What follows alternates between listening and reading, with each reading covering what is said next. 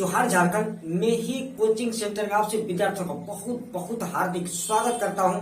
और आज हम लोग बात करने वाले हैं कि झारखंड राज्य में कुल कितने विधानसभा क्षेत्र हैं। तो प्यारे दोस्तों, इस प्रश्न का उत्तर बताने से पहले, चीजों को आपको विस्तार से समझाने से पहले मैं आपसे विद्यार्थियों से ये निवेदन करना चाहूंगा कि जो विद्यार्थी झारखंड राज्य से संबंधित प्रतियोगी परीक्षाओं की तैयारी करते हैं वो निश्चित रूप से में ही कोचिंग सेंटर से जुड़े।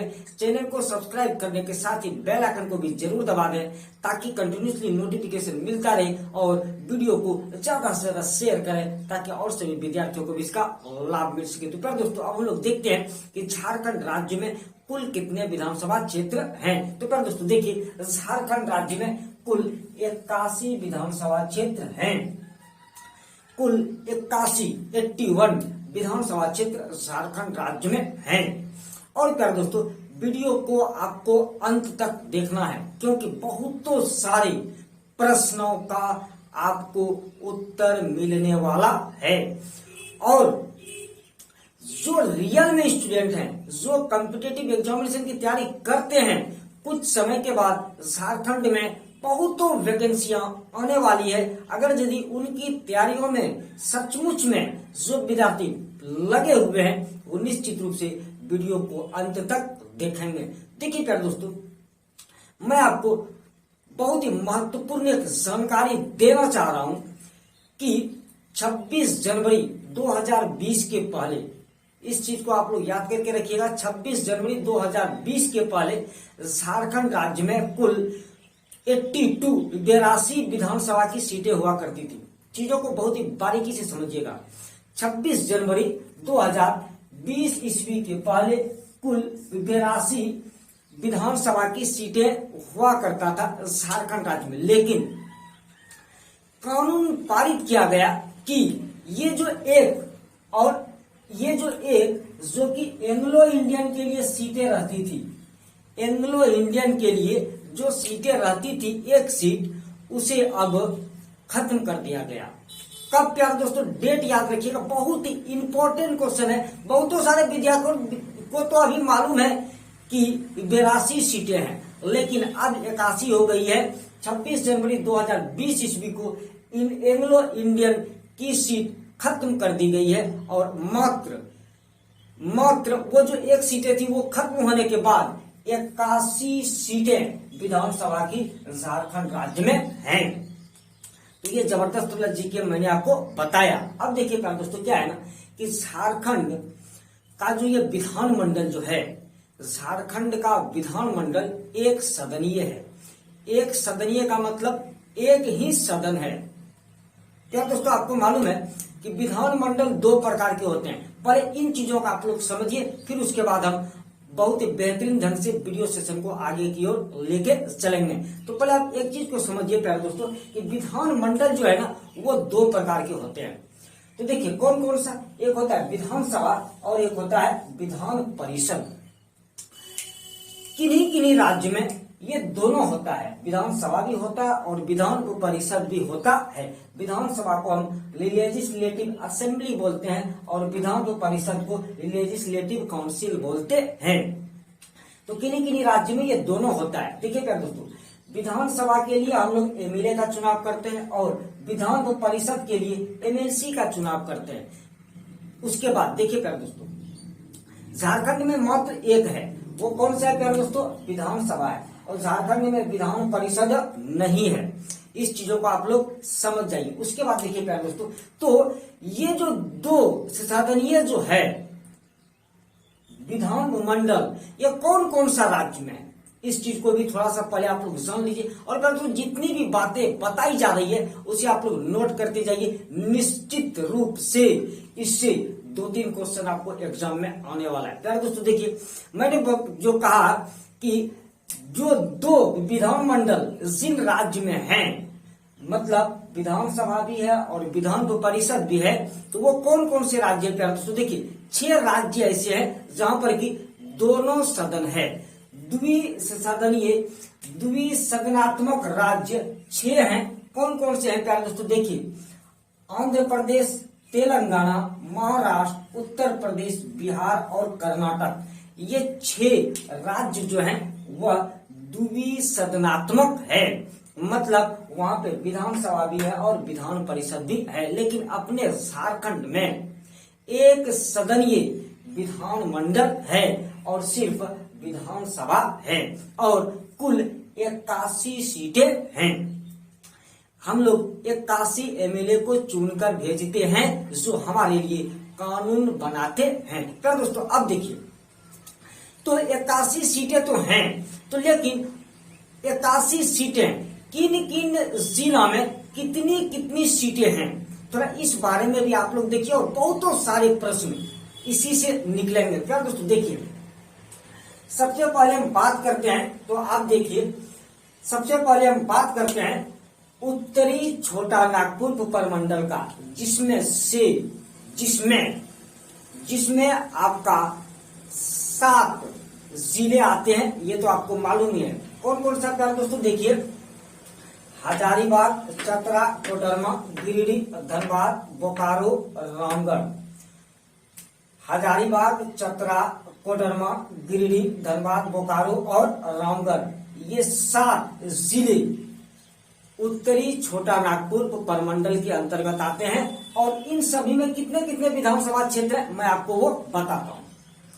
देखिए प्यार दोस्तों, चतरा में 2 विधानसभा क्षेत्र, हजारीबाग जिला में 4 विधानसभा क्षेत्र, रामगढ़ जिला में 2 विधानसभा क्षेत्र, बोकारो जिला में 4 विधानसभा क्षेत्र, गिरिडीह जिला में 6 विधानसभा क्षेत्र और कोडरमा जिला में 1 विधानसभा क्षेत्र। चलिए अब हम लोग आगे बढ़ते हैं प्यार दोस्तों, और भी इन सभी चीजों के बारे में मैं डिटेल से बताऊंगा और फिर आगे बढ़ते हैं प्यार दोस्तों। देखिए बात ऐसी प्यार दोस्तों, देखिए अगला जो हम उठाते हैं वो है आपका संथाल परगना उपमंडल। इसके अंतर्गत 6 जिले आते हैं। कौन कौन सा प्यार दोस्तों, देवघर, जामताड़ा, दुमका, गोड्डा, पाकुड़ और साहेबगंज। तो इन सभी जिलों में कितने कितने विधानसभा क्षेत्र है, पहले उसको हम लोग देख लेते हैं, पहले संख्या को देख लेते हैं प्यार दोस्तों। तो देखिए प्यार दोस्तों, आपका देवघर में 3, जामताड़ा में 2, दुमका में 4, गोड्डा में 3, साहेबगंज में 3 और पाकुड़ में 3। तो ये इतने विधानसभा क्षेत्र संथाल परगना के अंतर्गत आते हैं। धनबाद में 6 विधानसभा क्षेत्र थे। चलिए प्यार दोस्तों, अब हम लोग देखते हैं दक्षिणी छोटा नागपुर उपमंडल के अंतर्गत जो 5 जिले आते हैं। कौन कौन से प्यार दोस्तों, रांची, लोहरदगा, गुमला, सिमडेगा और खूंटी। तो इन सभी जिलों में कितने कितने विधानसभा क्षेत्र, पहले उन संख्याओं पर हम लोग नजर डालते हैं। तो रांची में 7 विधानसभा क्षेत्र, लोहरदगा में 1 विधानसभा क्षेत्र, गुमला में 3 विधानसभा क्षेत्र, सिमडेगा में 2 विधानसभा क्षेत्र और खूंटी में 2 विधानसभा क्षेत्र। चलिए अब उसके बाद हम लोग देखते हैं कि पलामू उपमंडल के अंतर्गत 3 जिले आते हैं, पलामू, गढ़वा और लातेहार। तो इन सभी जिलों में कितने कितने विधानसभा क्षेत्र, थोड़ा संख्या को पहले देख लेते हैं प्यार दोस्तों। पलामू जिला में 5 विधानसभा क्षेत्र, गढ़वा जिला में 2 विधानसभा क्षेत्र, लातेहार जिला के अंतर्गत 2 विधानसभा क्षेत्र आते हैं। अब एक अंतिम बच गया अपने पास कोल्हान उपमंडल, उसके अंतर्गत 3 जिले आते हैं, पश्चिमी सिंहभूम, सरायकेला खरसावां और पूर्वी सिंहभूम। तो इन सभी जिलों में कितने विधानसभा क्षेत्र, कितने कितने विधानसभा क्षेत्र, उनकी संख्याओं को देख लेते हैं दोस्तों। तो पश्चिमी सिंहभूम में 5 विधानसभा क्षेत्र हैं, सरायकेला खरसावां में 3 विधानसभा क्षेत्र हैं और पूर्वी सिंहभूम जिला में 6 विधानसभा क्षेत्र हैं। कुल मिलाकर 81 विधानसभा क्षेत्र झारखंड राज्य में हैं। तो प्यार दोस्तों देखिए, एक इंपॉर्टेंट बात मैं आपको बताना चाहता हूं। देखिए प्यार दोस्तों, ये जो विधान परिषद जो है ना, जिसे उच्च सदन भी कहा जाता है, ये अनरिजर्व्ड रहता है। इसमें किसी भी प्रकार का कोई आरक्षित सीट नहीं होता है। ये जबरदस्त वाला जीके है प्यार दोस्तों।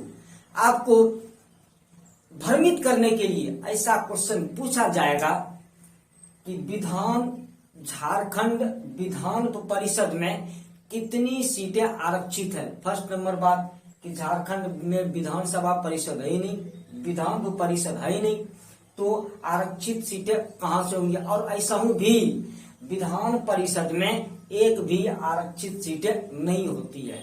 उच्च सदन के लिए कोई रिजर्वेशन नहीं होता है, जिस प्रकार से कि राज्यसभा के लिए कोई रिजर्वेशन नहीं होता है। लोकसभा में रिजर्वेशन होता है, लोकसभा की जो सीटें जो रहती है वो आरक्षित हो सकती हैं, लेकिन राज्यसभा की सीटें आरक्षित नहीं होती है। उसी प्रकार से विधान परिषद की सीटें आरक्षित नहीं होती है। ये बिल्कुल भी आपको दिमाग में रखना है।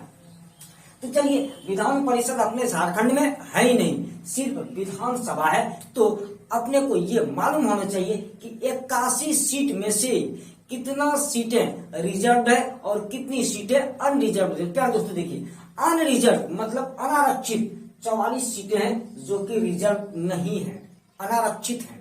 तब आरक्षित सीटें 37 हो गई और दोनों को मिला के आपका 81 है। तो देखिए, जो आरक्षित सीटें 37 है उसमें से एससी के लिए, एससी का मतलब क्या है दोस्तों, अनुसूचित जाति, अनुसूचित जातियों के लिए 9 सीटें आरक्षित है और अनुसूचित जनजातियों के लिए, एसटी के लिए, अनुसूचित जनजातियों के लिए 28 सीटें आरक्षित है। ये जबरदस्त वाला जीके प्यारे दोस्तों, इसे आपको याद रखना चाहिए, कॉपी में नोट करके बार बार देखना चाहिए, नहीं तो मेरे वीडियो को आप 2-3 बार जब देखेंगे ना आपको याद हो जाएगा। तो देखिए प्यारे दोस्तों, फिर से आपको इस डाटा को आप लोग जान लीजिए। एससी के लिए, अनुसूचित जातियों के लिए 9 सीटें आरक्षित है और अनुसूचित जनजातियों के लिए, एसटी के लिए 28 सीटें आरक्षित है। कुल 37 विधानसभा की सीटें आरक्षित है झारखंड में और 44 आरक्षित नहीं है, मतलब अनारक्षित है। तो क्या दोस्तों, हम लोगों को मालूम भी तो होना चाहिए कि कौन कौन से जिला में कौन कौन सी सीटें आरक्षित है और आरक्षित नहीं है। तो क्या दोस्तों, मैं जितने भी जिले मैंने तो आपको संख्या बताया। अब इन कौन कौन सा विधानसभा है उसका नाम भी आपको बताऊंगा और वो कौन कौन सा विधानसभा क्षेत्र है जो कि आरक्षित है, आरक्षित नहीं है, किसके लिए आरक्षित है, सारा का सारा डाटा मैं आपको देना चाहूंगा। तो चलिए, सबसे पहले हम लोग स्टार्ट करते हैं उत्तरी छोटा नागपुर प्रमंडल से, जिसका मुख्यालय हजारीबाग है। तो देखिए प्यारे दोस्तों, अब हजारीबाग जिला से हम लोग चीजों को प्रारंभ करते हैं। प्यारे दोस्तों देखिए, हजारीबाग जिला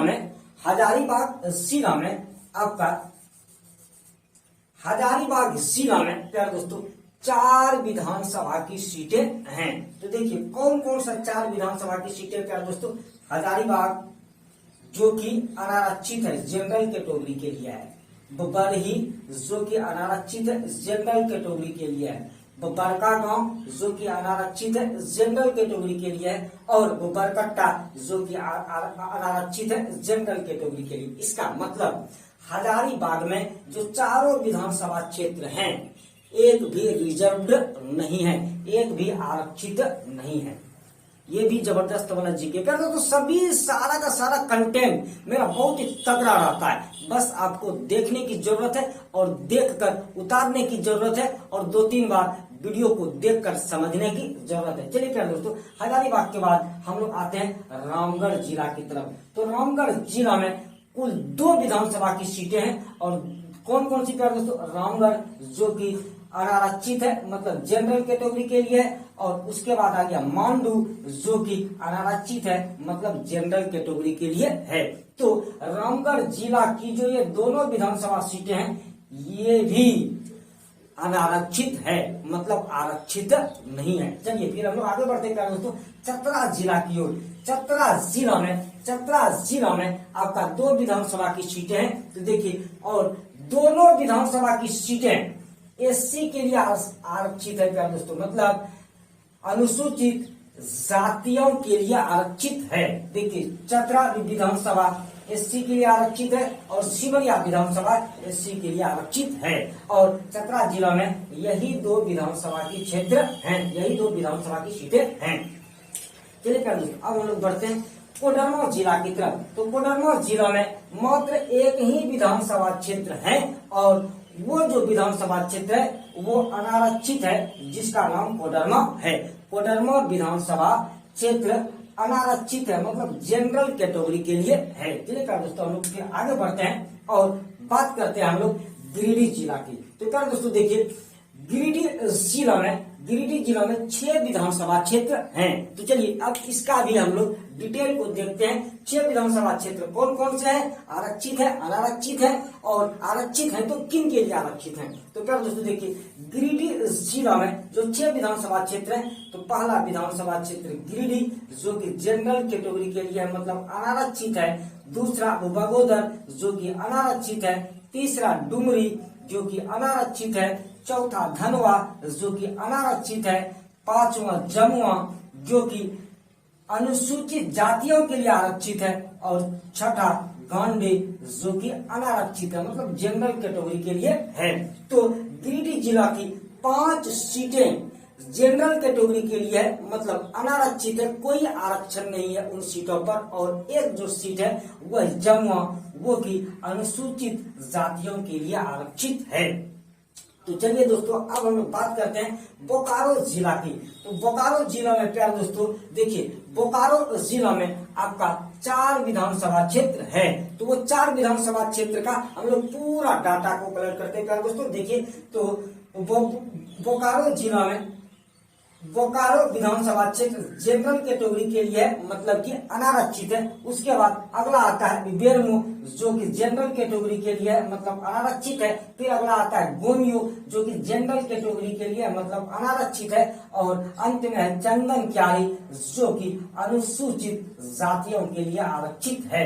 तो आपको मालूम चल गया कि बोकारो जिला की 3 सीटें सामान्य वर्ग के लिए है, मतलब कोई भी वहां पर एमएलए बन सकता है, किसी भी जाति के लोग एमएलए बन सकते हैं। लेकिन चंदन क्यारी में सिर्फ अनुसूचित जाति के लोग ही एमएलए बन सकते हैं। क्या दोस्तों अब बात करते हैं धनबाद जिला की। तो धनबाद जिला में कुल 6 विधानसभा सीट हैं, 6 विधानसभा क्षेत्र हैं। तो क्या दोस्तों देखिए, जब 6 विधानसभा क्षेत्र हैं तो उन सभी का भी हम लोग डिटेल को देखते हैं क्या क्या है। क्या दोस्तों देखिए, धनबाद जिला में धनबाद जो विधानसभा क्षेत्र है वो अनरिजर्व है, मतलब अनारक्षित है। झरिया अनारक्षित है। निरसा विधानसभा क्षेत्र अनारक्षित है। टुंडी विधानसभा क्षेत्र अनारक्षित है। सिंदरी विधानसभा क्षेत्र अनारक्षित है। बागमारा विधानसभा क्षेत्र अनारक्षित है।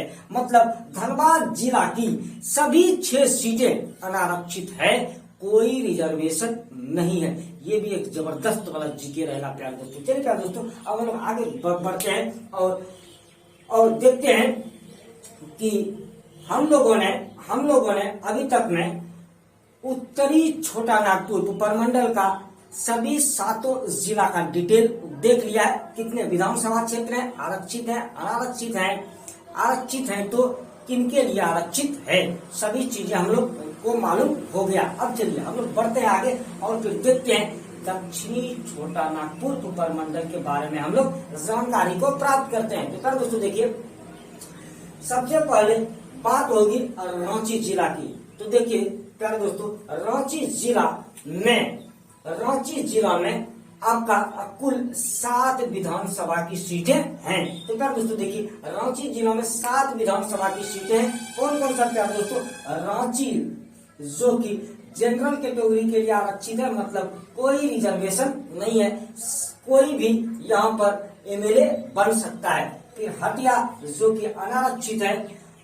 कांके अनुसूचित जातियों के लिए आरक्षित है। मंडल अनुसूचित जनजातियों के लिए आरक्षित है, मतलब एसटी के लिए आरक्षित है। तो तमार एसटी के लिए आरक्षित है, मतलब अनुसूचित जनजातियों के लिए आरक्षित है। सिल्ली सामान्य वर्ग मतलब अनारक्षित है। और खिजरी अनुसूचित जनजातियों के लिए आरक्षित है। तो दोस्तों अब हम बात करते हैं खूंटी जिला की। खूंटी जिला में प्यारे दोस्तों देखिए, खूंटी जिला में आपका 2 विधानसभा क्षेत्र है। तो खूंटी जिला का हम लोग अब बात को देखते हैं क्या क्या बात है खूंटी जिला में। तो खूंटी जिला में प्यारे दोस्तों, खूंटी जिला में 2 विधानसभा क्षेत्र है, खूंटी और तोरपा। तो खूंटी जो है वह अनुसूचित जनजातियों के लिए आरक्षित है और तोरपा भी अनुसूचित जनजातियों के लिए आरक्षित है। इसका मतलब खूंटी जिला की दोनों सीटें अनुसूचित जनजातियों के लिए आरक्षित है। ये भी एक जबरदस्त वाला जीके रहेगा प्यारे दोस्तों। फिर अगला देखते हैं प्यारे दोस्तों, फिर हम लोग बात करेंगे गुमला जिला की। तो प्यारे दोस्तों, गुमला जिला में कुल 3 विधानसभा क्षेत्र हैं। तो देखिए कौन कौन से प्यारे दोस्तों, गुमला विधानसभा क्षेत्र अनुसूचित जनजातियों के लिए आरक्षित है। सिसई विधानसभा क्षेत्र अनुसूचित जनजातियों के लिए आरक्षित है और बिशुनपुर विधानसभा क्षेत्र अनुसूचित जनजातियों के लिए आरक्षित है। तो आपको मालूम चल गया कि गुमला जिला की तीनों सीटें अनुसूचित जनजातियों के लिए आरक्षित है।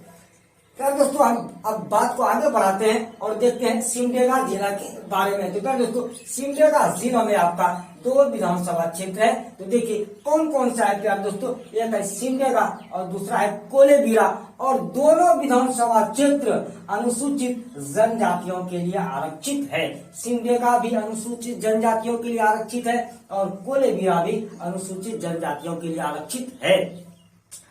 ये भी अच्छा वाला जीके प्यार दोस्तों। आगे देखते हैं और अपना एक जिला और यहाँ पर है, वह लोहरदगा। लोहरदगा में मात्र एक विधानसभा क्षेत्र है जिसका नाम है लोहरदगा और वो भी अनुसूचित जनजातियों के लिए आरक्षित है। प्यार दोस्तों, अब हम लोग देखते हैं संथाल परगना प्रमंडल के बारे में जानकारी प्राप्त करते हैं। संथाल परगना में 6 जिले हैं। तो देखिए उन सभी में कितने कितने विधानसभा क्षेत्र हैं, उन सभी को हम लोग देखते हैं। तो प्यार दोस्तों देखिए दुमका जिला में कुल 4 विधानसभा क्षेत्र हैं। तो देखिए 4 विधानसभा में से दुमका अनुसूचित जनजातियों के लिए आरक्षित है, शिकारीपाड़ा अनुसूचित जनजातियों के लिए आरक्षित है, जामा अनुसूचित जनजातियों के लिए आरक्षित है और जरमुंडी सामान्य वर्ग मतलब अनारक्षित है। यहाँ पर कोई आरक्षण नहीं है। तो दोस्तों बात करते हैं जामताड़ा जिला की।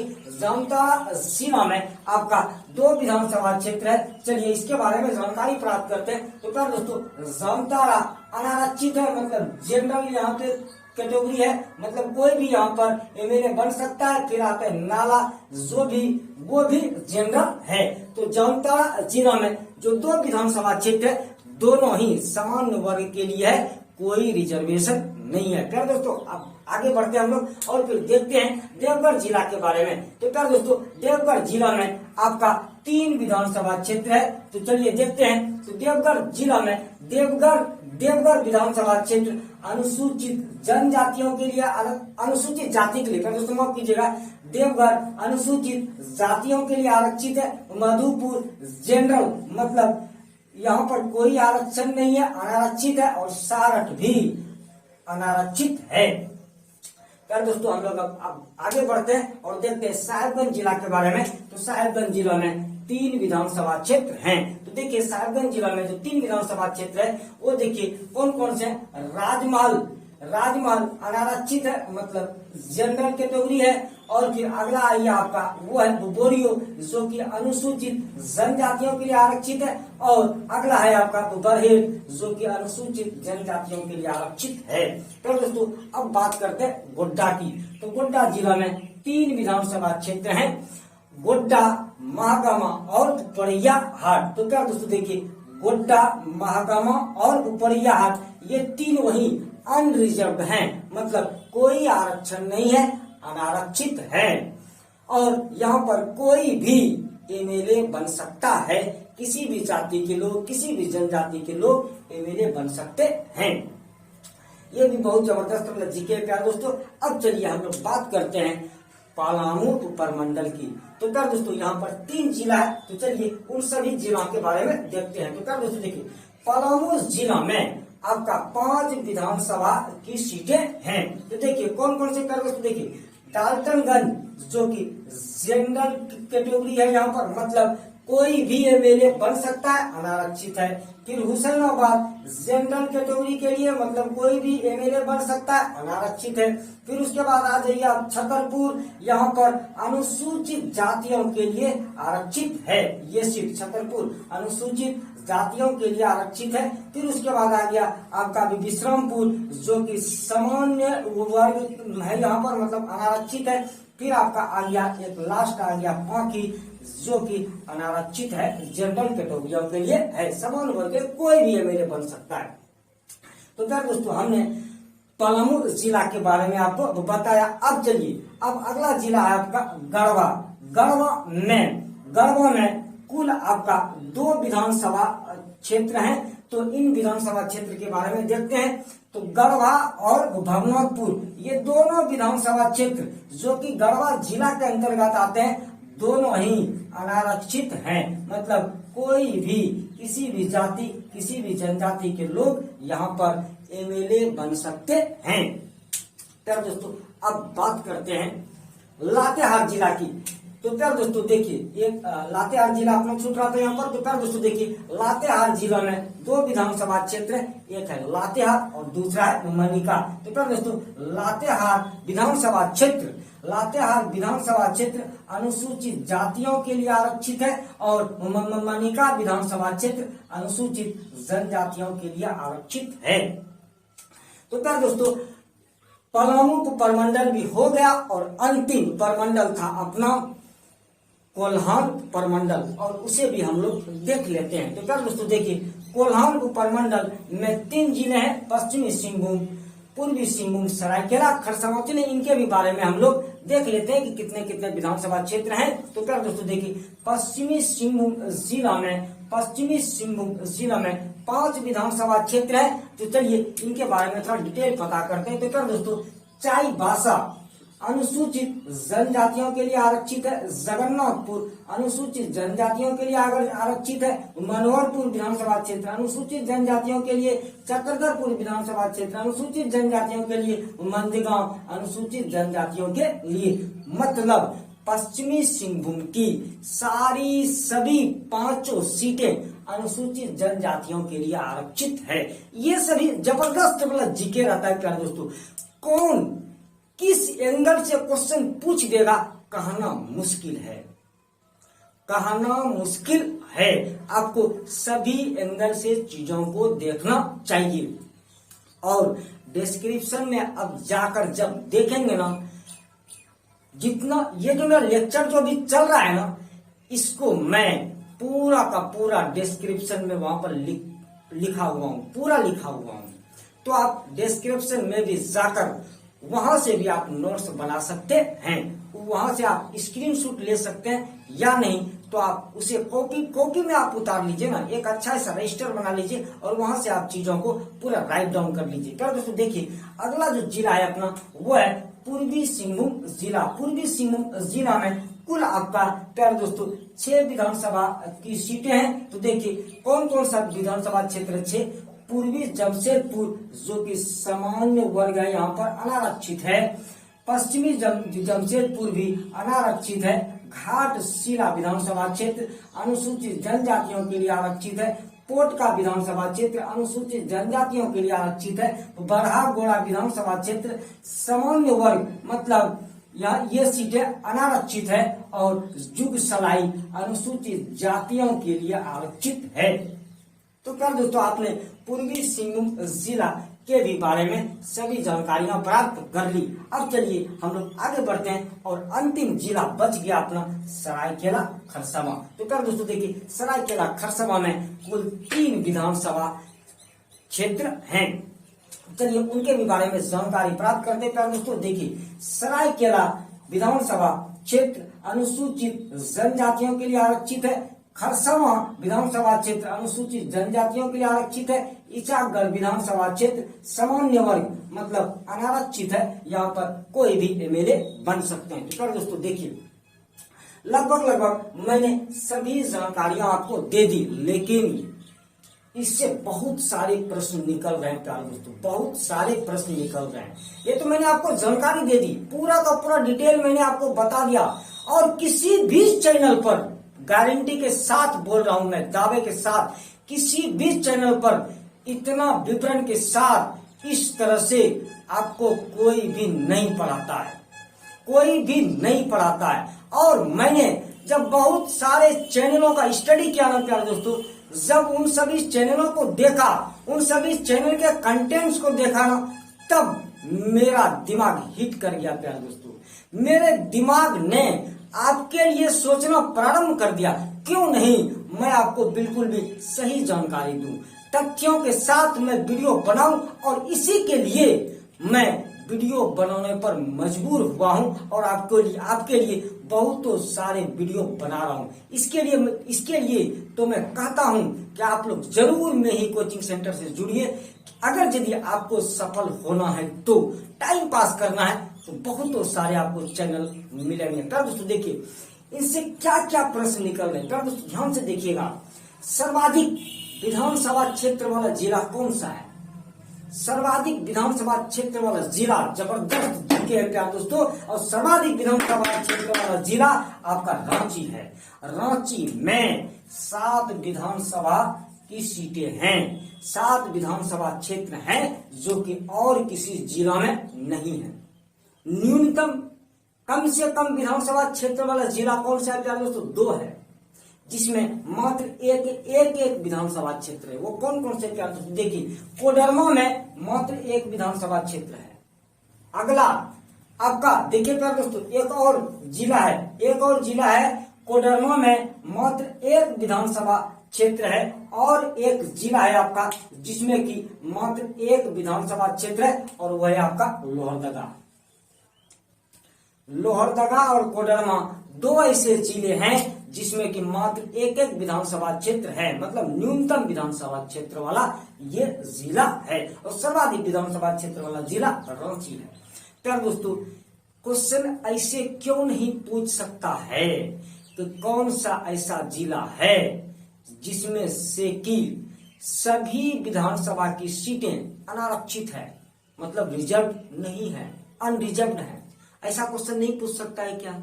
वो किसी भी एंगल से क्वेश्चन को पूछ सकता है प्यार दोस्तों, बस आपको रटना नहीं है, चीजों को दिमाग में बैठा लेना है। तो देखिए प्यार दोस्तों कौन कौन से ऐसे जिले हैं जहां पर कि कोई रिजर्वेशन नहीं है, विधानसभा की किसी भी सीटों में रिजर्वेशन नहीं है। तो प्यार दोस्तों देखिए आप कौन कौन से ऐसे जिले हैं। प्यार दोस्तों देखिए खोजते हैं आपको कौन कौन से ऐसे जिले हैं। तो प्यार दोस्तों आप बिल्कुल भी ध्यान दीजिए। एक जिला आपका है धनबाद, जिसमें कि कोई सा भी आपका विधानसभा क्षेत्र आरक्षित नहीं है। धनबाद में कोई सा भी विधानसभा की सीटें आरक्षित नहीं है। और भी मैं आपको डिटेल देना चाहता हूं, बस आप लोग बस 1 सेकंड के लिए रुक जाइए प्यार दोस्तों, 1 सेकंड के लिए रुक जाइए आप लोग, फिर उसके बाद मैं आपको बताता हूं। प्यार दोस्तों देखिए गोड्डा में 3 विधानसभा क्षेत्र हैं और तीनों में से कोई भी आरक्षित नहीं है। तीनों सीटें विधानसभा की तीनों सीटें अनारक्षित है। क्वेश्चन क्यों नहीं इस ढंग से आ सकता है? और इस ढंग से क्वेश्चन आएगा तो फिर आप लोग क्या कीजिएगा प्यार दोस्तों? मेरा ही चैनल का याद आएगा आपको प्यार दोस्तों। अब उसके बाद देखिए प्यार दोस्तों और भी मैं आपको बताता हूँ। रामगढ़ में भी 2 विधानसभा क्षेत्र है प्यार दोस्तों, ध्यान से देखिएगा आप लोग। रामगढ़ में 2 विधानसभा क्षेत्र हैं और दोनों विधानसभा क्षेत्र अनारक्षित है, कोई रिजर्वेशन नहीं है। प्यार दोस्तों देखिए कोडरमा की एक विधानसभा क्षेत्र और वो भी अनारक्षित है, मतलब आरक्षित नहीं है। प्यार दोस्तों कहां पर? कोडरमा में तो ऐसो भी एक ही विधानसभा क्षेत्र है। प्यार दोस्तों देखिए धनबाद का 6 विधानसभा सीट जो है वो क्या है? अनारक्षित है। और गढ़वा जिला की 2 विधानसभा सीट, गढ़वा जिला की भी 2 विधानसभा सीट जो है, ये दोनों विधानसभा सीट गढ़वा और भवनाथपुर, ये दोनों विधानसभा क्षेत्र जो है यह अनारक्षित है, गढ़वा और भवनाथपुर। प्यार दोस्तों देखिए क्वेश्चन ऐसा क्यों नहीं आ सकता है कि कौन सा ऐसा जिला है जो कि अनुसूचित जातियों के लिए पूरा का पूरा आरक्षित है, मतलब जितना भी विधानसभा क्षेत्र सभी आरक्षित है। तो प्यार दोस्तों देखिए चतरा एक ऐसा विधानसभा क्षेत्र है, याद रखिएगा प्यार दोस्तों आप लोग। चतरा एक ऐसा विधानसभा क्षेत्र है जहां पे देखिए दोनों सीटें 2 ही विधानसभा क्षेत्र है यहाँ पर। तो देखिए चतरा और सिमरिया ये दोनों विधानसभा क्षेत्र जो है ये दोनों अनुसूचित जातियों के लिए आरक्षित है। हो सकता है किसी में एक अनुसूचित जाति के लिए, एक अनुसूचित जनजाति के लिए, 2 सामान्य वर्ग के लिए, उस ढंग से नहीं। क्वेश्चन का एंगल को आप समझिए, चीजों को आप लोग बिल्कुल भी दिमाग से सोच कर देखिए और दिमाग में बैठाने का कोशिश कीजिए कि चतरा एक ऐसा जिला है जिसमें सभी सीटें अनारक्षित है। 2 ही तो सीटें हैं यहाँ पर, 2 ही सीटें हैं और दोनों चतरा वैसा जिला है जिसमें से कि दोनों सीटें अनुसूचित जातियों के लिए आरक्षित है। ये जबरदस्त वाला जीके रहेगा प्यारे दोस्तों। प्यारे दोस्तों देखिए, एक जीके में आपको पश्चिमी सिंहभूम जिला की 5 विधानसभा की सीटें, सभी पश्चिमी सिंहभूम की सभी 5 विधानसभा की क्षेत्र की सीटें अनुसूचित जनजातियों के लिए आरक्षित है। ये भी एक जबरदस्त वाला जीके रहेगा प्यारे दोस्तों। गुमला जिला की तीनों विधानसभा सीटें, गुमला जिला की तीनों विधानसभा क्षेत्र गुमला, सिरसई और बिशनपुर, ये अनुसूचित जनजातियों के लिए आरक्षित है। फिर उसके बाद देखिए प्यारे दोस्तों, सिमडेगा जिला की 2 विधानसभा सीटें, दोनों सभी मतलब सिमडेगा जिला में 2 ही विधानसभा क्षेत्र हैं प्यारे दोस्तों, सिमडेगा और कोलेबिरा, और ये दोनों ही अनुसूचित जनजातियों के लिए आरक्षित है। फिर उसके बाद देखिए प्यारे दोस्तों, लोहरदगा में एक ही विधानसभा क्षेत्र है और वो भी अनुसूचित जनजातियों के लिए आरक्षित है। तो इस तरीके से भी क्वेश्चन आ सकता है कि कौन सा ऐसा जिला है जिसमें से सभी विधानसभा की सीटें अनुसूचित जातियों के लिए आरक्षित है, अनुसूचित जनजातियों के लिए आरक्षित है। और उसमें ऑप्शन वो उसी ढंग से देगा कि कोई एक ऐसा जिला उसमें ऐसा घुसाएगा जो कि जिसमें से सारा विधानसभा की सीटें अनुसूचित जातियों के लिए आरक्षित होंगी। तो वो तो एक ही है, चतरा आपको मालूम है, दोनों अनुसूचित जातियों के लिए आरक्षित है। और अनुसूचित जनजातियों के लिए बहुत सारे जिले मतलब कि वो आरक्षित हैं। तो उसमें से कोई एक ही जिला आपको दे देगा ऑप्शन में, बीच में दे देगा। जैसे एग्जाम्पल आपको दे दिया कि कौन से ऐसे जिले हैं जिनमें से सभी विधानसभा की सीटें अनुसूचित जनजातियों के लिए आरक्षित है। देखिए प्यारे दोस्तों, ऑप्शन में क्या क्या आपको दे रहा है। जैसे ऑप्शन में आपको दे रहा है देवघर, ध्यान से देखिएगा, चीजों को आप लोग बिल्कुल भी अच्छा ढंग से समझिएगा प्यारे दोस्तों। उसने दे दिया देवघर, 1 नंबर में दे दिया देवघर, 2 नंबर में दे दिया आपका गोड्डा, 3 नंबर में आपका दे दिया प्यारे दोस्तों लातेहार, और 4 नंबर में आपको दे दिया प्यारे दोस्तों, 4 नंबर में आपको दे दिया लोहरदगा। तो प्यारे दोस्तों देखिए, फर्स्ट नंबर बात कि देवघर में तो कोई भी सीट अनुसूचित जनजातियों के लिए नहीं है। देवघर जिला में कोई भी सीट अनुसूचित जनजातियों के लिए नहीं है, ये तो ऐसे भी खत्म हो गया। गोड्डा जिला की बात कीजिए, गोड्डा जिला में सभी सीटें सामान्य वर्ग के लिए है, मतलब कोई भी आरक्षण यहाँ पर नहीं है, ये तो खत्म हो गया। लातेहार जिला में 2 सीट है, एक सीट अनुसूचित जाति के लिए आरक्षित है और एक सीट अनुसूचित जनजाति के लिए आरक्षित है। लेकिन उसने क्वेश्चन क्या पूछा है, सभी सीटें अनुसूचित जनजातियों के लिए आरक्षित है, तो ये भी खत्म हो गया क्योंकि यहाँ पर एक अनुसूचित जाति के लिए भी आरक्षित है और लोहरदगा में एक ही सीट है और वो एक सीट अनुसूचित जनजातियों के लिए है, मतलब एसटी के लिए है। तो ऑप्शन में आपको 4 नंबर में टिक लगाना है, लोहरदगा पर टिक लगाना है। तो प्यारे दोस्तों देखिए, मैं आपको समझा रहा हूं, बार बार समझा रहा हूं, जब क्वेश्चन को टफ करना होता है कोई टफ नहीं है, कोई टफ नहीं है, बस अलग अलग एंगल से आपको चीजों को देखना है। और आपको ऐसा लगता है कि टफ है, होता क्या है दोस्तों ना कि जब वो क्वेश्चन सेट करने वाले को मालूम चल जाता है 1000 वैकेंसी है, 5 लाख स्टूडेंट ने फॉर्म डाला हुआ है, तब वो क्या करेगा, क्वेश्चन को घुमाने फिराने लगता है, बस इसी ढंग का क्वेश्चन वो देने लगता है, ऐसा ही वो क्वेश्चन पूछने लगता है। तो क्या है ये क्वेश्चन आउट ऑफ सिलेबस थोड़ी ना है, बिल्कुल भी नहीं है प्यारे दोस्तों, बस अलग अलग एंगल से आपको चीजों को देखने की आवश्यकता है और वही चीज मैं आपको बताना चाहता हूँ। फर्स्ट नंबर बात कि जितना कंटेंट और सभी देते हैं उससे मैं ज्यादा कंटेंट देता हूँ। उसके बाद क्या कि मैं आपको अलग अलग एंगल से चीजों को बताता हूं और सभी चीजें मानचित्र की मदद से मैं आपको समझाने का प्रयास करता हूं और भी आप मेरा वीडियो को देख सकते हैं। तो क्या दोस्तों, उम्मीद करता हूं ये वीडियो सेशन आपको बहुत अच्छा लगा होगा। शेयर जरूर कर दीजिएगा, लाइक भी जरूर कीजिएगा। आपके उज्जवल भविष्य की कामना करता हूं, आप अपने लक्ष्य की प्राप्ति में जरूर सफल हो, ये मैं ईश्वर से प्रार्थना करता हूं। एक बार फिर से मैं अंत में आपको बहुत बहुत धन्यवाद देता हूं, आपके उज्जवल भविष्य की कामना के साथ। एक बार फिर से सभी विद्यार्थियों को जय झारखंड, जय हिंद, जोहार झारखंड।